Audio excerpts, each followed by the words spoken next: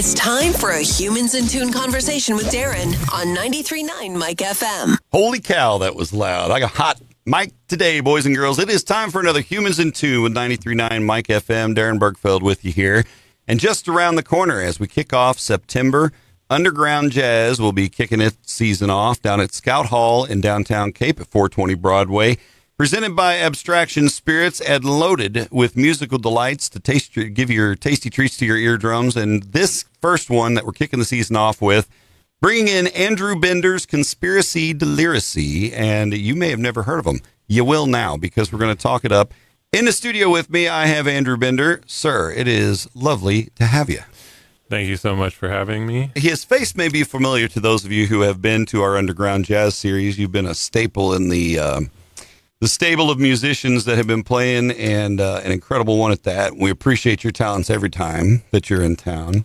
Happy to be a part of it. I'll be honest, I'm excited to hear Conspiracy Deliriacy live. I've been listening to the album the last couple of days just to kind of hear what's going on out there.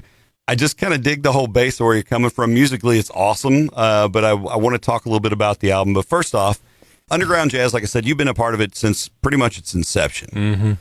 Let me put you on the spot. What has been your favorite collaboration you've done in Cape so far with the Underground Jazz?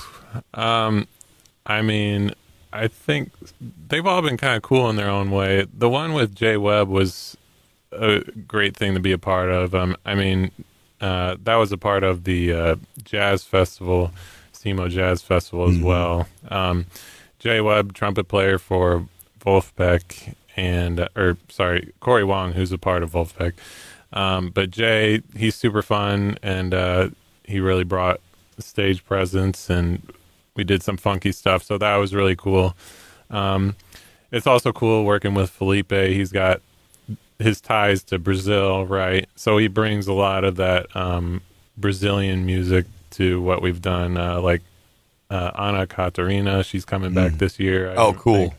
Mark Tonelli, guitarist, he came in and played some of his music. Some other that I'm forgetting, but I always love playing the Brazilian music as well. So those are a couple of my favorites, but, I just love playing all the type of music. Yeah, and that's one of the cool things about Underground Jazz is it really does diversify the jazz that you're going to get. It's not, one particular style throughout the series. And, you mentioned the Brazilian artists coming in and some of the talent we've had come through. Yeah, like you said, Jay, man. And then you go, following the guy on Instagram, like, that's my friend Jay. And look, he's on in freaking China with Corey Wong and 10 gazillion people singing along. But yeah, so again, your talents have been greatly appreciated here. You have brought new talent to the university as well. You have a new position. What is your official title? Yeah, I'm now adjunct instructor of classical and jazz bass.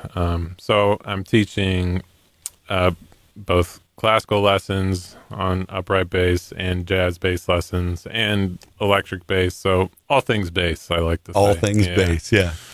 The jazz program at SEMO, always growing and really just cranking out some incredible musicians downtown. They'll have some of the students come down and showcase. And, of course, Underground Jazz, part of that, too, was to get some of those students and faculty ingrained into that, too. Do you guys have any students planned to come in through the semester? I guess that'll be kind of later in the semester when you figure that out. But yeah, we're still kind of sorting things out. But, we don't have any plans like that too much right now. Sure. Other than, I guess, kind of related, we have these jam sessions planned out at, I forget the record place. Spectrum. Spectrum Record Lounge. Yep. So on Broadway in downtown Cape. Tyson and the crew there are great, and that's such a cool little venue. Yeah, for sure. Yeah. Good hang. Good hang for sure. And a good hang September 4th. Tickets, I have to remember to mention the marketing side of this. Tickets on sale now at thescouthall.com. That's the website for the Underground Jazz September the 4th. That's going to be a fun weekend because a lot of people, that's a lazy weekend, Labor Day weekend, man. And usually it's like Saturday, we're going to go to the lake, and then Sunday, we're going to go recover, and then we're going to go back to the lake. Friday night, you start it all off at Underground Jazz. So that's going to be awesome. So let's talk a little bit about the group that you're bringing in. It is your group Conspiracy Deliriacy. In addition to being a phenomenal bassist, you're a composer, you're a writer. These are your original compositions. Exactly. Is this kind of you writing all the parts, or is this a collaborative process? I mean, it's very much me slaving over the pen and paper, writing this stuff. Like all jazz, it's like a lot of it is open to, or have sections of improvisation for the members of the group to kind of instill their own thing. But a lot of it's pretty mapped out, or stuff like that. Your babies. Yeah, exactly. They're definitely my compositions versus like the group can flux and change depending on who's available, which is typical in a jazz group. But I could talk about a little bit how my mentality, how I compose them, if you want. Yes, that would be awesome. I'd love to hear more about that. Yeah, so there's kind of two different types of compositions or approaches that I looked at. So first, there's the set of compositions that are based off of your classic conspiracy theories, or stuff like that. Bigfoot, Right. Area 51. The album 2023, right? When this came out? Yep. Mm-hmm. Yeah. Yep. So, yeah, it runs the gamut. For sure.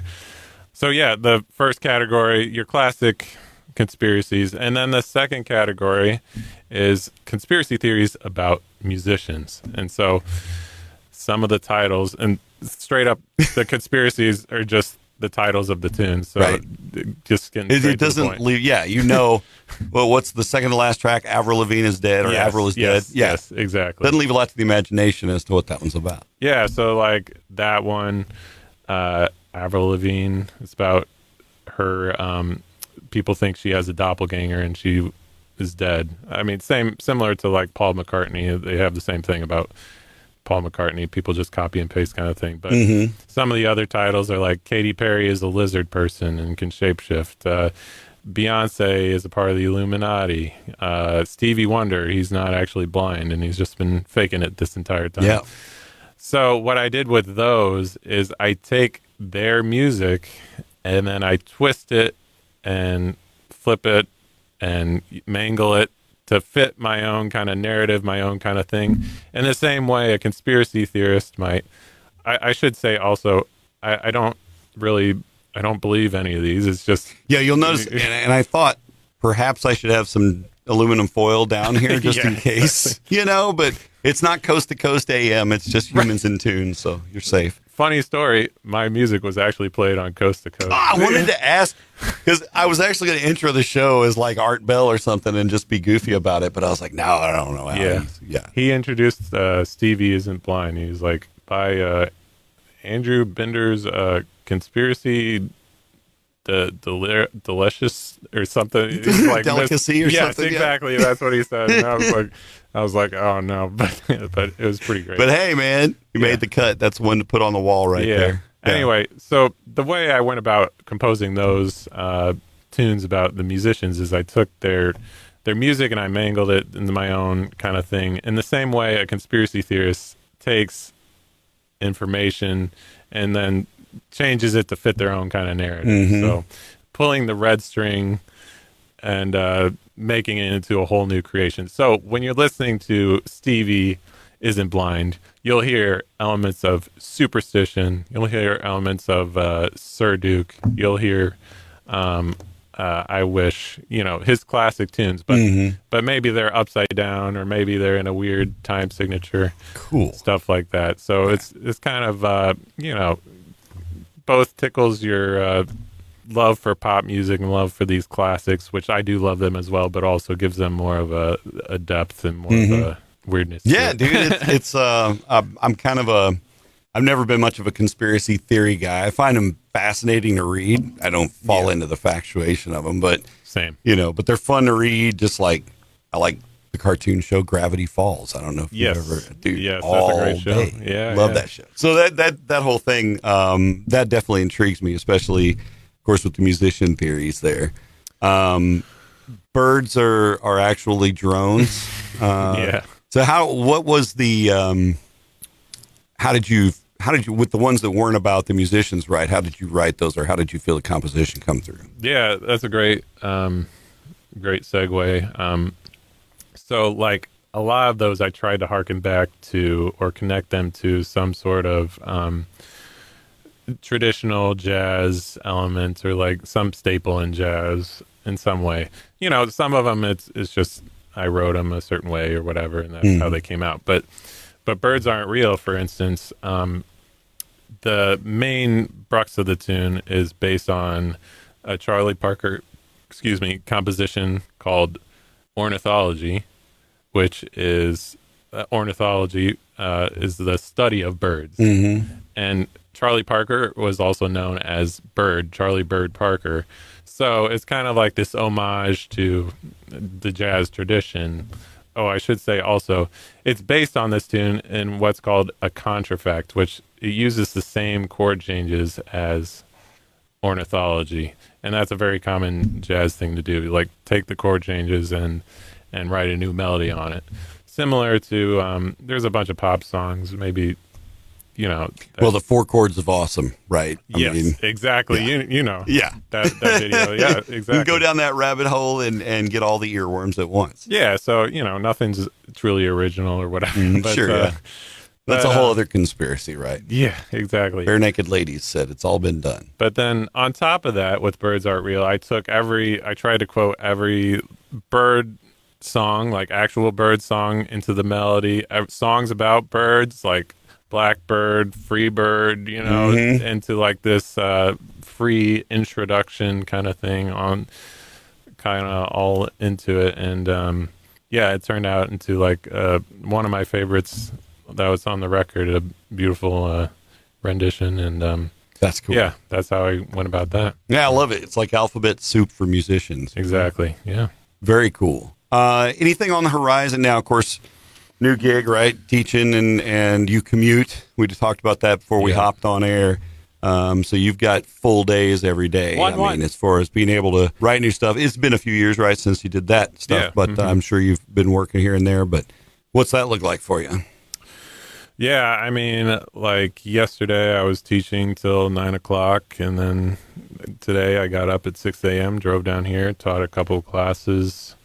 Once the semester gets going, I'm going to be teaching till 9:00 at night in St. Louis. I teach at Jazz St. Louis, which is the main jazz club in St. Louis. I teach at Jefferson College as well. I teach at Webster University Community Music School, so do private lessons through there, and then just gigging, trying to keep everything straight, you know, driving all over creation. I'm going to be playing in Columbia's Jazz Festival. I'm playing there in 2 weeks, the weekend after this gig. Right. So, yeah, just, you know, really hustling and trying to do the thing. And maybe sleep a little in between now and then when you can. Grab a meal on the road. And then on top of that, I got a toddler, and we're potty training, and he's just... You make me feel lazy, and people who talk to me go, how do you do all the stuff you do? And man, it's just a matter of balance, right? Yeah. And having a good partner in crime helps. For sure. Balance, partner in crime, and like also like community. I also wouldn't be able to do this if I wasn't like passionate about it. You know, like if it was any other job, like I definitely couldn't do this. I would go home. I would clock out and clock exactly, out. Yeah. Exactly. I'm definitely that type of person. But no, this is like, you know, I'm so passionate about doing music, teaching my students, and it's a lot of fun, and I really love it. So, what's your favorite thing when you mentioned, you know, teaching the students? What is one of your favorite things of teaching of that part of your life? Yeah. It's really just trying to help other students find their passion, what they're passionate about, and then kind of like unlock this thing about music or, you know, playing bass that they hadn't saw before, and just like kind of just trying to like show them how they can be passionate about this too. Give them that aha moment. Yes, exactly. And just ultimately have fun, ultimately, you know, have creativity, try to strive for creativity, and just help them be better people ultimately too, because like playing music has taught me so much about life as well. And a lot of the times we have to be like life coaches with ourselves and with the students. Like just this week, like working with some of the kids, trying to get them to answer emails or like be professional and show up on time, you know. Follow that Buddy Rich rule. And was it show up on time, wear a clean shirt, and swing your ass off? That's right. Yeah. So, and you know, it's time management. It's all stuff we have to work through. And, yeah. Well, and it's all stuff that when we were at that age and coming into our freshman year and stuff, we had hopefully somebody stand on us a little bit that said, you know, do it or don't, but figure it out, you know, and then help you along the path. I know I did in college. For sure. I also slept in sometimes too. But, you know, we hope to make it through the mistakes. The show is coming up September 4th. It is at Scout Hall. You don't want to miss it. It is going to be, tickets are on sale now at thescouthall.com. Doors at 7, shows at 7:30. And it's just you and Conspiracy Deliriacy that night, or do you have anybody else hopping in? Just Conspiracy Deliriacy. And I guess I should shout out like the musicians, just so you kind of get like a sense of it. Yes. If you haven't heard it. But we're going to have Felipe Brito. He's going to be playing trombone with us. And then in addition to that, some great musicians from like St. Louis and around the Midwest.